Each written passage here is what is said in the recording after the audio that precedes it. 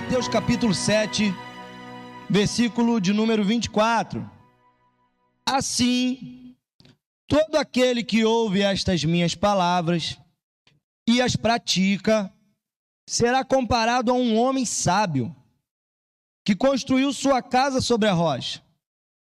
Caiu a chuva, vieram as enchentes, sopraram os ventos e bateram com violência contra aquela casa.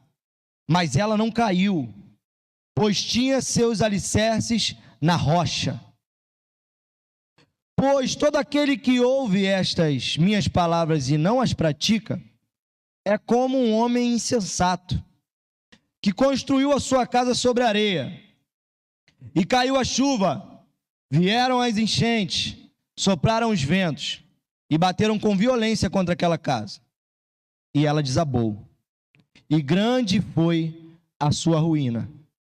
Quando Jesus acabou de pronunciar estas palavras, estavam as multidões atônitas com o seu ensino, porque ele as ensinava como quem tem autoridade, e não como os mestres da lei. Até esse ponto. Senhor nosso Deus e nosso Pai, então o tema dessa mensagem é afirmados. Jesus está aqui nesse momento, acabando o que nós conhecemos como o Sermão do Monte, o Sermão da Montanha. Uma pregação extensa de Jesus, um sermão extenso. Nesse sermão que ele está fechando aqui, algumas versões vai dizer no versículo 24, portanto. Então é um fechamento daquilo que ele já vinha falando. Esse Sermão da Montanha, ele é um resumão, saca um resumão?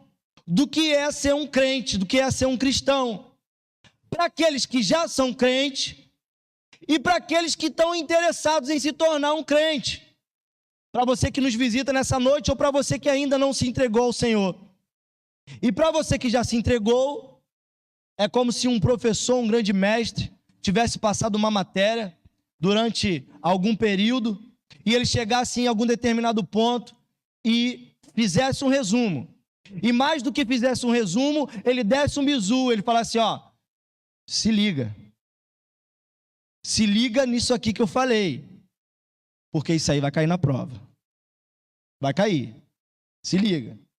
Então ele fala aqui no Sermão do Monte, várias coisas que até se um não cristão praticar, ele vai ter uma vida boa nessa terra, e se um cristão praticar, ele vai estar obedecendo fielmente ao que o Senhor dele está falando para ele fazer. Aqui ele fala sobre oração, aqui ele fala sobre amor ao próximo, aqui ele fala sobre luz, sobre trevas, aqui ele fala sobre tesouros, não na terra, mas no céu. Aqui ele fala sobre vingança, ele ensina como se vingar. Você tem alguém para se vingar? Você tem alguém assim que você é um desafeto, você quer se vingar? Lê o Sermão da Montanha que você vai aprender a se vingar. Talvez não seja muito como você quer, mas vai aprender. Aqui ele fala sobre as bem-aventuranças. Quem quer ser feliz aqui? Ele fala sobre isso. Ele começa, na verdade, o Sermão da Montanha assim, sobre as bem-aventuranças. Mas ele fala aqui, o que foi massivamente falado lá no retiro, duas palavras que são extremamente importantes para que a gente possa assimilar e compreender e viver aquilo que o nosso Mestre Jesus está propondo aqui para nós. A primeira palavra ele fala, quem ouvir essas minhas palavras. Então ele fala sobre ouvir. Ele está falando sobre de alguém que ouve. E aqui o ouvir não é no sentido de escutar. Muitos aqui agora estão me escutando, mas realmente não estão me ouvindo. Ele não está falando aqui no sentido de ter a capacidade de ouvir, de escutar sons emitidos. Mas ele está falando aqui na capacidade de desenvolver uma escuta, no sentido de dar ouvidos. Muitos são os pais, são os avós, são os tios que dão conselhos a seus filhos. Eles escutam, mas da maneira como eles conduzem a sua vida dali para frente, você tem a real noção se eles te ouviram ou não. se eles te deram ouvido ou não. E nós, muitas pessoas, aos domingos, às quartas, às quintas-feiras, entram pelas portas das igrejas e elas escutam uma palavra. Mas quando saem deste lugar, que a gente vai ter a real noção se elas ouviram ou não. Se elas deram ouvido ou não aquilo que foi ensinado. Em Samuel capítulo 3, você não precisa abrir, nós temos o exemplo do próprio menino Samuel. Quando a palavra de Deus vai afirmar que a palavra de Deus era rara e as visões também eram raras. Mas o Senhor quis falar com Samuel. Em determinado momento da noite ele fala, Samuel. Só que Samuel ainda não tinha a capacidade desenvolvida de escutar a voz do Senhor.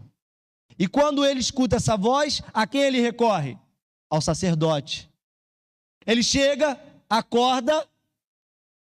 Era mais fácil acordar o sacerdote do que acordar o pastor Guilherme. Ele demora a pegar no sono, mas quando pega é difícil de acordar. Ele acorda o sacerdote e fala, estou aqui. E o sacerdote, sem entender nada, fala, eu não te chamei. Vai dormir, moleque. E ele escuta essa voz de novo. Ele escuta essa voz de novo.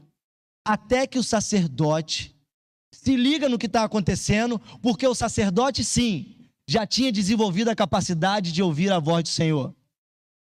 Fala assim para ele, ó, quando você ouvir essa voz de novo, você diga, eis-me aqui, fala que o teu servo ouve. E aí quando o profeta, ainda menino, Samuel, escuta essa voz de novo, agora com um aprendizado de que aquela voz era a voz do Senhor, ele dá ouvido àquela voz e fala assim, fala, Senhor, que o teu servo ouve. E o Senhor fala com o profeta Samuel. Esse menino que deu ouvido à voz do Senhor, ele se tornou um dos maiores profetas e juízes da nação de Israel. Eu quero falar contigo nessa noite. Jesus está falando constantemente com você. Ele fala através de canções. Talvez ele falou contigo hoje na rua. Talvez ele falou contigo essa semana através de uma canção, através de um irmão, através de alguém. Talvez ele está falando com você agora. E você já conhece essa voz. A única coisa que te resta é dizer, eis-me aqui, Senhor, fala que o teu servo ouve. Ou negligenciar essa voz e seguir a tua vida como você bem entender. Só temos essas duas opções. Todos que estão aqui agora estão me escutando. Pelo menos, eu não acredito que isso seja verdade. Você já ouviu a voz do Senhor outras vezes. Você já ouviu uma pregação outras vezes. Mas se não tivesse ouvido, hoje está sendo uma excelente oportunidade de você ouvir a voz do Senhor. Em Apocalipse, quando João escreve as cartas às igrejas, no final de todas as cartas, ele escreve assim, quem tem ouvidos, ouça o que o Espírito diz às igrejas. Como assim quem tem ouvidos? Todos têm ouvidos. Mas, de novo, ele não está falando na capacidade de escutar sons emitidos. Ele está falando na capacidade. Em meio a uma geração que muitas vozes falam na nossa cabeça. Ele está falando de uma capacidade desenvolvida. Aonde nós temos, sim, que recorremos a Romanos para renovar a nossa mente, para que possamos, assim, desenvolver essa capacidade de escuta e entender o que o Espírito diz às igrejas, e entender o que essa voz está falando com você e comigo nessa noite, e não apenas ser capaz de escutar sons, mas ser capaz de escutar o que o Espírito de Deus está falando com você nessa noite. E essa noite ele diz, quem tem ouvidos para ouvir, ouça. Porque é isso que o Senhor Jesus está falando aqui nesse momento. Essa é a primeira capacidade que tem que ter. E a segunda, além de ouvir, é praticar. A capacidade de aprendizado, ela acontece 20%, em média, ouvindo, 50% assistindo e 80% praticando. Então aquela multidão estava diante de Cristo, aquela multidão estava ouvindo e vendo, porque eles sabiam que Jesus não era como os mestres da lei, que apenas falavam e não praticavam, mas Jesus falava e praticava. Mas Jesus não queria apenas que eles fossem ouvintes e não queria apenas que eles vissem. Jesus estava falando que aqueles que o queriam servir, aqueles que o queriam entrar para o Evangelho, ser salvos, ser sábios, ser prudentes, eles tinham que ouvir e praticar. E a gente também aprende, a capacidade de aprendizado, 95% ensinando. E depois você sabe muito bem que o Senhor te chamou e você começa a praticar, Ele fala o que para você? Ide por todo mundo, pregai o Evangelho a toda criatura. Então nós temos que ouvir, praticar, para reter e ensinar. Todos aqueles que são chamados, todos aqueles que estão ouvindo, todos aqueles que começam a praticar, são enviados para ensinar a outras pessoas. E Jesus está falando que quem fizer isso, ele será comparado. Não se engane, irmãos. A gente está a todo momento se comparando e sendo comparado. Não se engane. Mas Jesus está falando que quem fizer isso, ele será comparado a um homem sábio, a um homem prudente e a um homem precavido. E eu pergunto nessa noite, quem está interessado em fazer isso? Quem está interessado em ouvir e praticar? Mas para fazer isso, em primeiro lugar, a gente tem que escolher o lugar certo. O lugar aonde a gente vai fazer isso, o lugar aonde a gente vai estabelecer a nossa casa, é de suma importância. Se você hoje for comprar um terreno, você vai avaliar onde ele está. Talvez você queira um lugar que você não tenha dinheiro para pagar, mas você sabe que aquele lugar é bom ou ruim. Só não escolhe o lugar quem não tem condição de pagar. Mas eu tenho uma notícia boa para você. O preço já foi pago. Você não precisa pagar nada. O lugar que Ele está mandando edificar a nossa casa, o lugar que Ele está orientando edificar a nossa casa, é sobre a rocha. O lugar é imprescindível. A gente tem que entender se o terreno é arenoso, se o local é encharcado, se o solo é bom. Eu tenho um terreno lá na região dos lagos, e para eu construir lá, é uma construção que vai ter que ser diferenciada, porque o solo ele tem sal e é encharcado.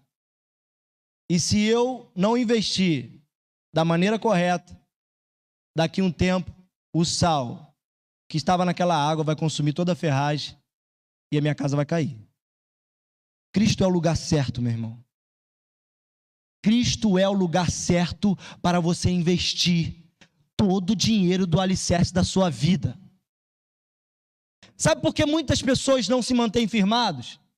Sabe por que muitas pessoas não se mantêm firmados? Porque põe a sua expectativa, põe o seu alicerce no lugar errado. Ao invés de pôr o seu alicerce em Cristo, põe seu alicerce no pastor. Ao invés de construir a sua casa sobre a rocha que é Cristo, constrói a sua casa sobre o líder da juventude. Eu vou te decepcionar, meu irmão, mas você também vai me decepcionar, mas o Senhor Jesus nunca vai nos decepcionar. Então o lugar que nós devemos alicerçar a nossa casa é a rocha, e Ele é a rocha. E a gente vai levando a vida e pensando que Jesus está falando aqui de uma casa, da sua casa, da minha casa. Não, entenda de uma vez por todas, a tua casa é a tua vida. Ele está falando aqui sobre a sua vida. Onde você vai colocar as expectativas da sua vida? Aonde você vai lançar as suas emoções? Aonde você vai lançar as suas lágrimas? Aonde você vai lançar os seus medos? Aonde você vai lançar os seus sonhos? Aonde você vai lançar os seus projetos? Aonde você vai lançar a salvação da sua alma? É em mim? É no pastor Álvaro? É na igreja de Nova Vida? Eu tenho uma notícia para você, irmão.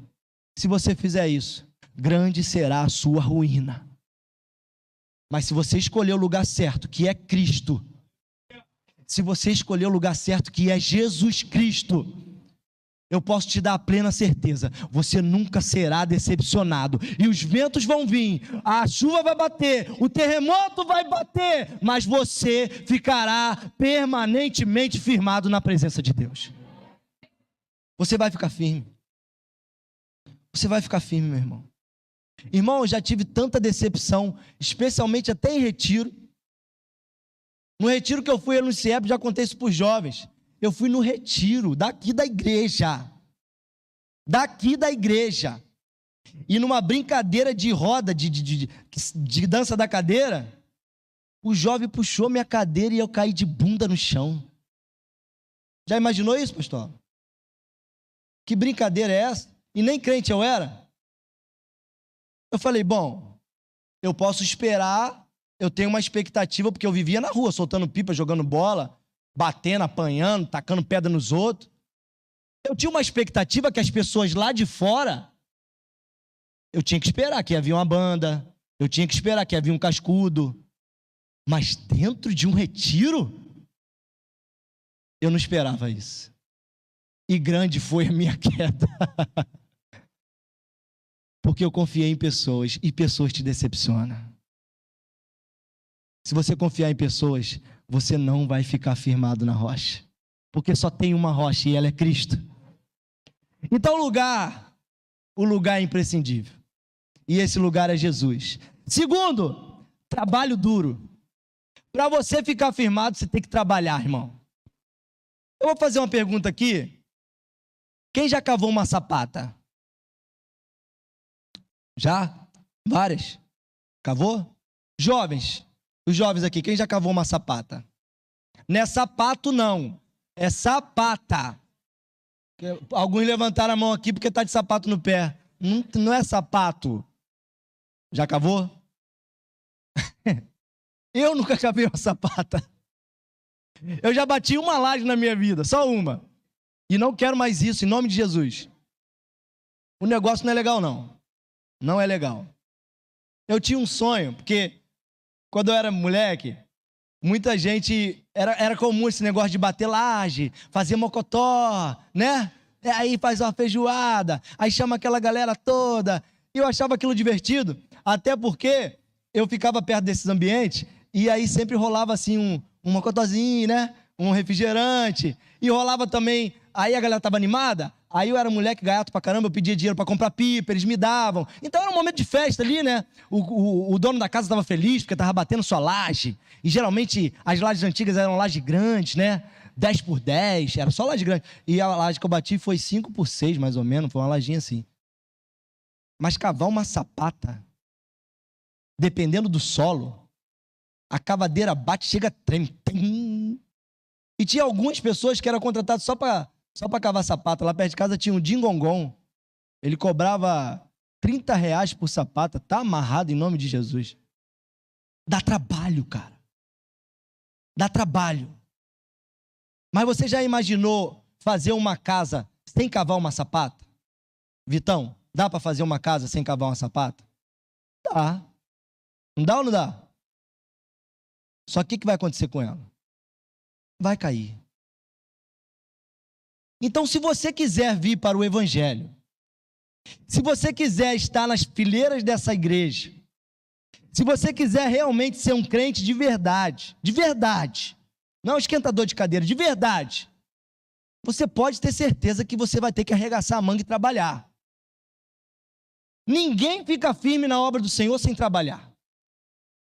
Ninguém. Eu conversando com um líder de jovem de outra igreja, a gente contando as agruras de ser líder de jovem, e as felicidades também. Em determinado momento eu falei para ele assim, cara, dá um trabalho danado de ser líder de jovem, não dá? Dá. Mas eu falei para ele assim, os teus jovens dão muito trabalho? Dá. Aí eu falei assim, mas será que se nós não fôssemos líderes de jovens, a gente estaria firme hoje?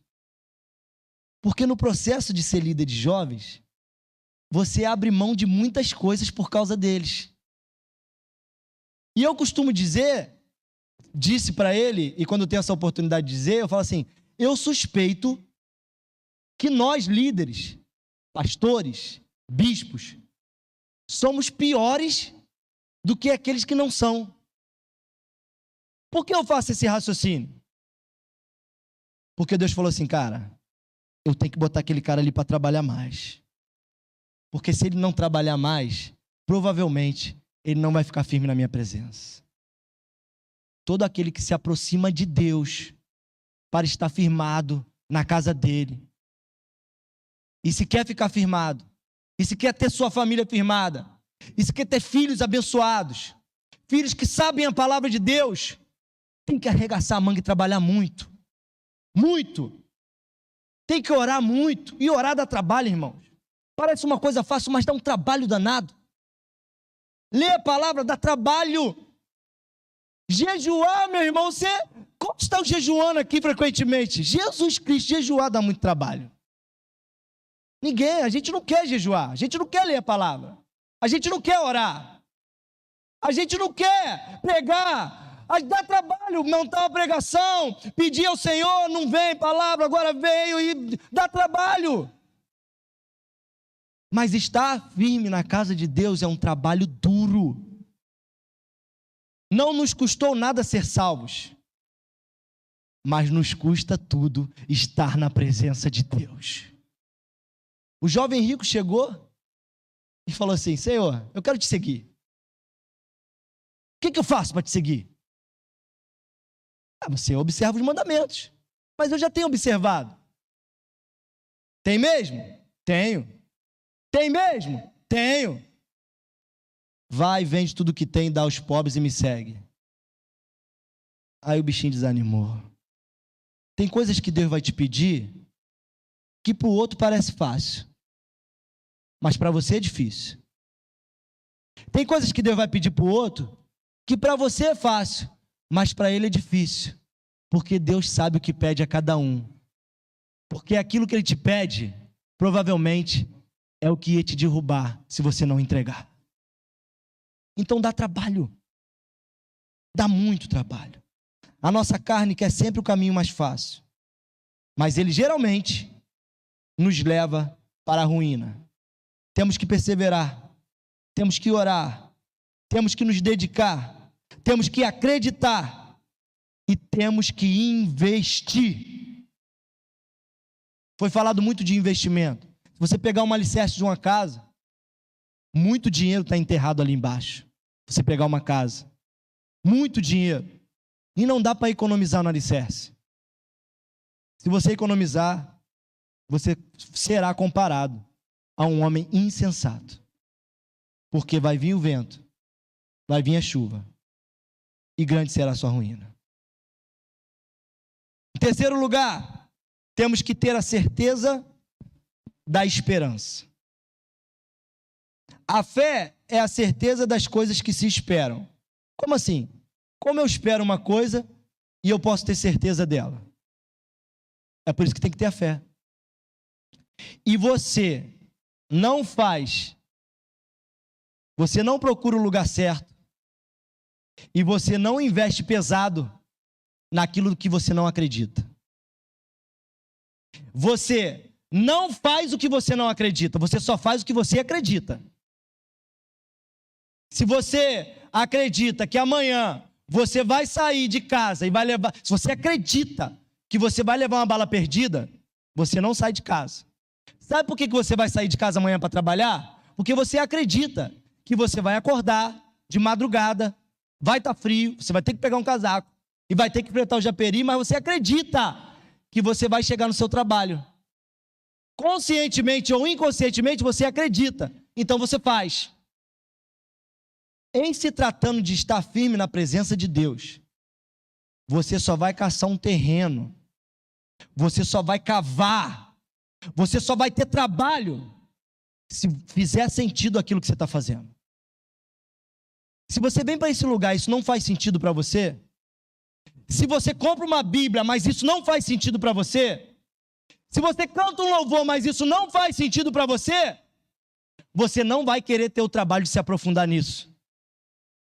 Quando você vai fazer uma casa, quando um casal compra ali um terreno, eles acreditam que dali vai sair um lar, que dali vai sair um ambiente de proteção, que dali vai sair um ambiente que alegrará o coração deles, que dali vai sair um ambiente que servirá de refúgio e proteção para a sua vida. E ao acreditar nisso, eles investem. Ao acreditar nisso, eles insistem. Ao acreditar nisso, eles transpassam todas as barreiras que se apresentam para continuar o seu sonho, o seu projeto de construção.